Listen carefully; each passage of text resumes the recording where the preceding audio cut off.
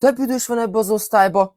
Ilyen ájkos szfinxak, elvbár keveréke. Hogy tudtok így meglenni? Valaki nyisson már egy Nyitok, ablakot. tanár úr. Virág, nyithoz többet is. Rendben.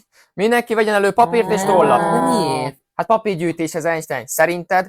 Több dolgozat. Nekem nincs papírom, tanár úr. De kit? Mikit, tanár úr? Hát kit érdekel? Mert engem nem. Gyerekek, ez már nem az általános iskola. Hogyha nincs papírod, kérj a társadtól. Vagy nem tudom, van kint fa, gyalulj magadnak.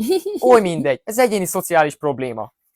A női WC-ben a tükröt rendszeresen összerajzolja valaki rózsal. Légy szíves, ne tegyétek, mert a takarítónők a WC-ben lévő vízzel takarítják le, Hát ez és te aztán gusztustalan. azt a rúzst emeled a De szádhoz. undorító. Szóval én a helyetekben nem tenném, el se hiszem, hogy az osztályfőnök jóra már megint ilyenekkel megy el. Tudom, hogy kicsöngettek, de van még 5 percetek. A témazáró dolgozat, ami jövő héten lesz, azzal egy duplán számít, de a gyengébbek kedvére elmondom, hogy nem azt jelenti, hogy ha 2-est írsz, akkor 4-est fogok beírni. Nem adódik össze, hanem duplán 2-esnek számít.